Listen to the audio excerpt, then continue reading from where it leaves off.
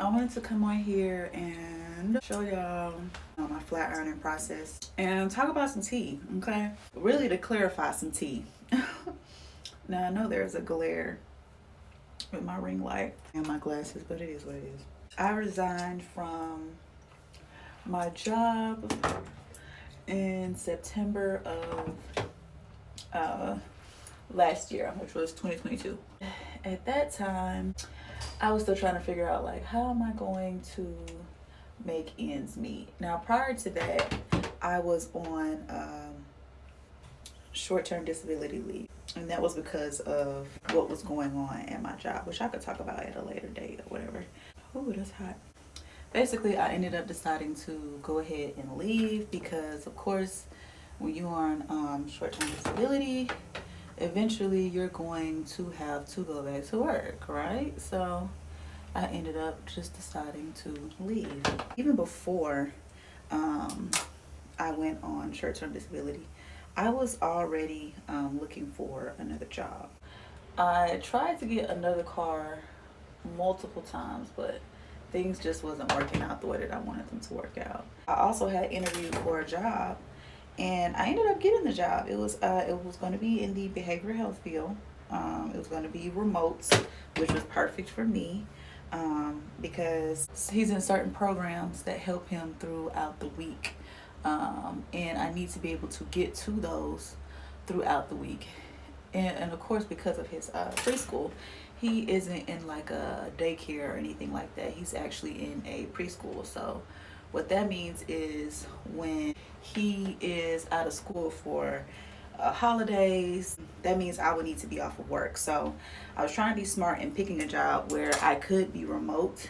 That would make it easier because my attendance is one of the reasons why I was having issues at my job. Anyway, so I ended up actually interviewing for the job. I got the job, and then for some reason in the process, they ended up just not picking me. So I was confused by that, but I don't know. At a certain point, I'm just like, at this point, it seems like I'm blackballed, okay? That's really what it feels like. So I just was figuring out what I was going to do or whatnot. So at this point, it is like December.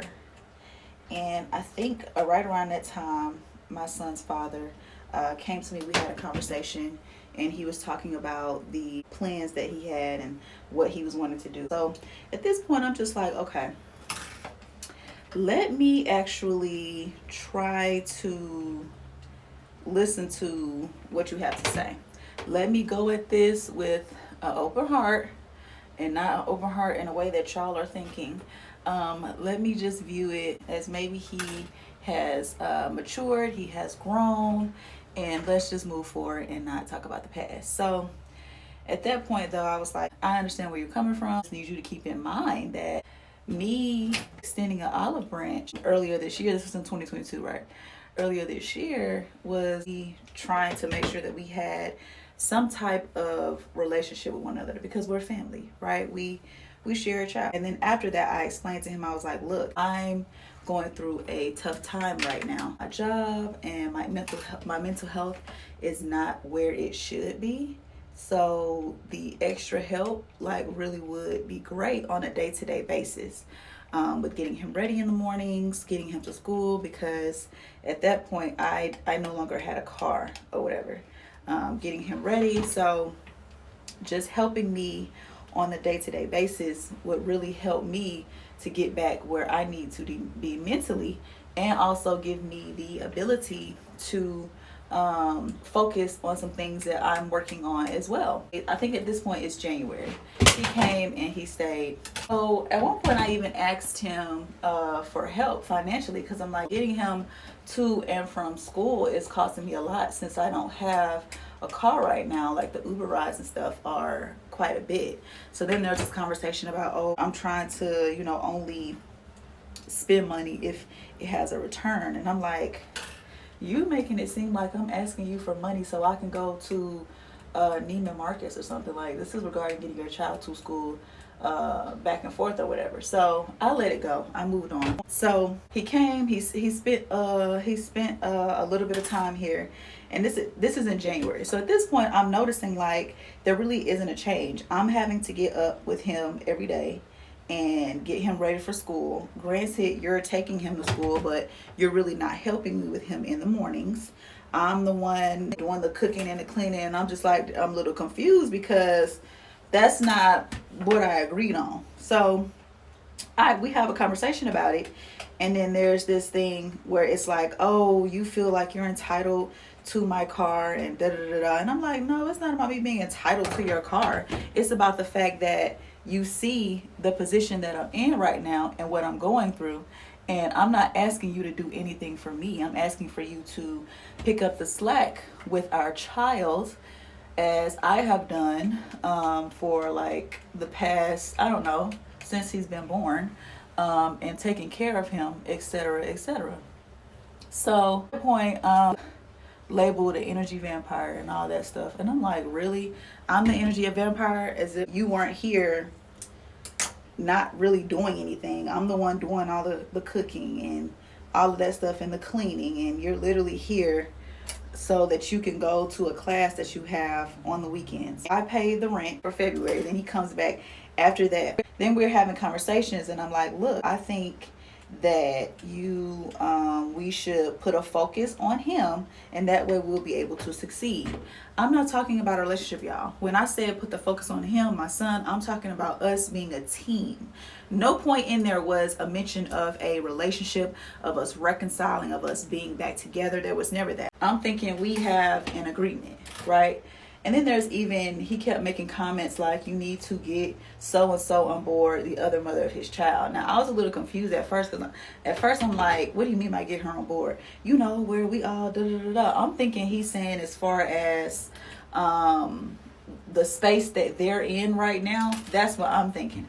I'm not thinking what he was talking about, and I'll get to that, once we get further into the story. So I'm like, ooh, you kind of messed up y'all having a great co-parenting relationship when you drop the ball. Moving forward, I'm like getting antsy, because I'm like, look, the time is getting closer and closer to certain things being done. If we have an agreement that this is what I'm focusing on and you focus on this, I'm not really seeing any movement from you with clients. There was an idea brought forth, and I'm like, okay, I think it's a great idea. Now, bear in mind, we all know we in the tax season, and I wasn't trying to fund someone's idea. Like, let's be clear, that's not what I was going to do. I can help you, which I did by creating a business plan for you. I did the business plan. It's like, okay, so take it to the banks and see what they say. There was no movement on that. There was no, okay, let me get dressed, let me go to this bank and go to this bank. There was a phone call made. And I'm like, that's not the smartest thing to do, to try to apply for something over the phone. You want to go in with the business plan and do it that way. So at that point, there was a conversation had about something that his sister had done. That's cool if that's what they did from her. But from what I know, they don't do car loans that way. So basically what his idea was, since he didn't want to actually go to the banks and try to sit down and use the business plan, which was a waste of my time, because I'm like, at this point, it's appearing like you're not even looking to do business. You're looking for me to fund it. That's what it looks like. And I'm not doing that. No disrespect, but I have stuff that I need to do, and I'm not doing it. And this is what I was telling myself. So I was labeled having a negative mindset. I'm just like, whatever. So fast forward to the proposal of a physical interaction. Now, bear in mind, I wasn't interested in that, because from my understanding, we're not in a relationship. We're not doing any of that. We're focusing on our child, especially considering the fact that for the past couple of years, I have been manning everything mostly by myself anyway, and with little to no help, right? So, and I just was like taken aback when there was this the type of response that I received when I was like, no, I'm not interested in that. I'm not interested in us doing that and us being intimate. Because I knew I wanted to keep the line. I wanted to make sure the line was very clear. All right, so this is the first week of February the first week of March at this point. And I noticed a post that was made by a friend of mine at the time on Facebook. So I went ahead and made a post talking about, sneak dissing on social media, how it's not cool, and you're not going to be honest when I bring it up to you about how you really feel, all that. So, I don't know, I just started noticing that he started pulling his energy away. I didn't really think nothing of it. I'm just like, okay, I see you still doing that same thing where you start trying to withhold communication. Wednesday gets here and I'm minding my business, and my son gets up, I get him ready for school. He takes him to school. I wash my hair, and y'all see I put a lot of heat on my hair, not only with blow drying, with flat ironing or whatever. So what I do is I'll put conditioner in my hair with my aloe vera, and I'll let it stay in my hair for a little bit with a shower cap on. So I was laying in the bed and I ended up falling asleep or whatever, and I noticed that he was like hovering at my door, like looking to see if I was asleep, and then was looking at something in my room or whatever. So at that point, I'm thinking, okay, you going through my shit. You know what I'm saying? Which is some shit that he used to do when we was living together or whatever.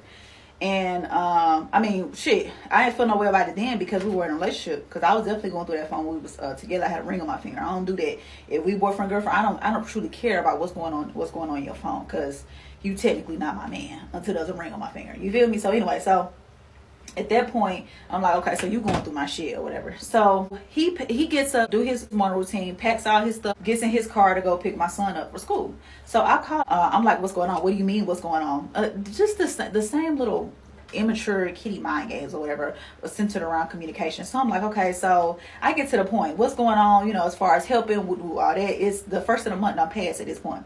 You kind of did that last month when you skedaddled when it was time for the rent to be due. So now we're trying to do the same thing again. Like, he flips the script. Oh, well, those are your responsibilities. I have to make sure that I'm straight or whatever. And I told you that I could keep him while you get your ish together. Da, da, da, da. So I'm like, okay. So I said, so here we go again with this like borderline deadbeat behavior. Gets mad, hangs up the phone.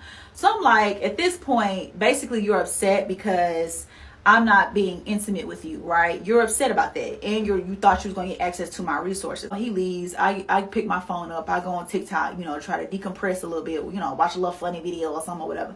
And somebody had commented on that video that I made. Remember, I was talking about a homegirl about what I was saying, like sneak dissing on social media. And he commented, he said, "Got a man up." So at that point, I was kind of confused because I'm like, this has nothing to do with a man. Then I put 2 and 2 together and got 5, and I realized, oh, you've been sneak dissing on social media. That's why when I posted that about sneak dissing on social media on Tuesday, that's why you was acting like that, and that's why you acting like that today, which was a Wednesday. So I get on his Facebook and I see where he, making everybody believe that we're in a polygamous relationship, doing a little sneak dissing post towards the mother of his daughter, saying stuff about her in an indirect way, then talking about somebody with Christianity negative mindset. And he put up a post that day, which was Wednesday, the day he left, saying something about, when I wasn't feeling appreciated, I used to want to do more. Now you're just going to feel my absence. Sir, what are we talking about? Let's really talk about what it's about, right? Because you thought somebody was supposed to be catering to you. Like, we're co-parenting. We're not in a relationship. Like, let's keep it funky. Like, we weren't sleeping in the same bed together. Me and him weren't sleeping in the same bed together, y'all. This man was sleeping on my couch, okay?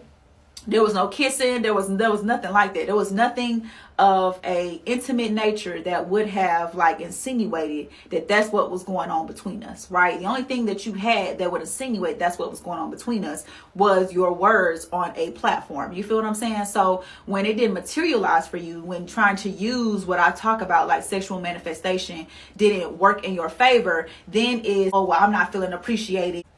I don't really remember where I was, but it was something that I had to make peace with, really, truly, and honestly, and accept that there really wasn't truly any change.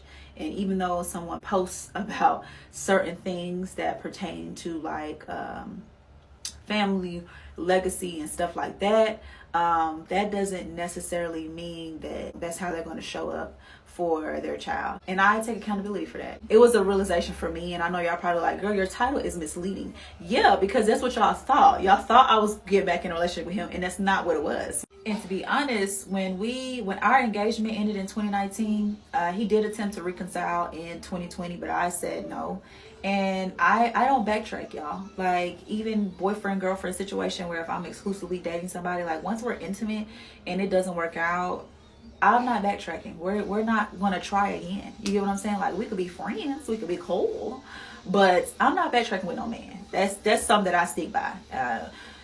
We might, you know, have our issues when we're together, but once you make that decision where it's like, that's it, we're done, it's over, that's it, we're done, it's over, right? Stand on it. And one thing I wanted to clarify too, like, I had this belief that not only were we in a relationship, or that he had been affording all of this and now I hadn't really, you know, gotten so and so together in that time and I'm expecting him to do everything while I do nothing. What are you talking about? What is everything that was being done?